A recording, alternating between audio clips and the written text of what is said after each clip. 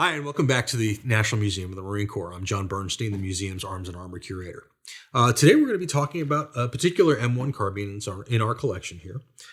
This belonged to then Lieutenant Julian Wilcox, who was an F-4U Corsair pilot with VMF 112 in mid-1943 through early 1944. We believe he picked up this piece on Espiritu Santo when he was stationed there. It's all original to October of 1942 when it was manufactured and has never been modified. So we believe he picked it up there and used it probably as a personal defense weapon on the island and brought it home after that. It's serial number in the 231,000 range, so it's in the first production block from the Inland Division of General Motors. Barrel date's 1042, so October 42 production. And it's got a lot of just sort of neat little tidbits on it that identify it to that era. The stock, first of all, is the first pattern with the eye cut. Basically, it looks like a capital I here. That's where your oiler and your sling slips through. By mid-production of the M1 Carbine, they did away with the eye cut and just went to a standard oval cut. So, this is an early stock because of that, and also because of the high wood over here, which partially obscures the slide there.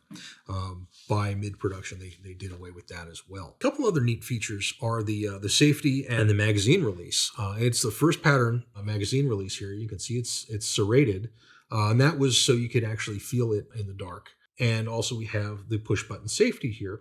One of the issues they found that Marines and soldiers would run into, though, is the possibility of when you're going to switch from safe to fire, pushing your safety in there, you might actually accidentally hit your magazine release switch, which would drop your magazine and be a problem in the middle of a firefight. So there were a couple of things that the manufacturers of the carbine did over time. The first was they adopted a new magazine release, which was smooth, so you could tell the difference between the knurled safety and the smooth magazine release.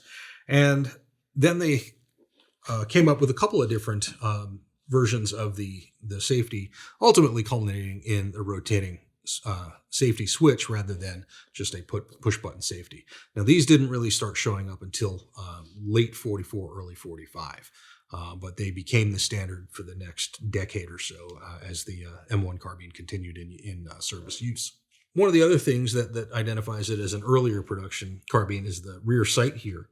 This was the standard throughout most of the production run, but by late 1944, they switched over to a ramp sight, which had graded range increments on it, gave you a little bit more accuracy over longer distances. But really, this is an untouched M1 Carbine from the early World War II period, or at least the early U.S. involvement in World War II, and really has become one of the prizes of our M1 Carbine collection. Just having it all in the original configuration, never messed with.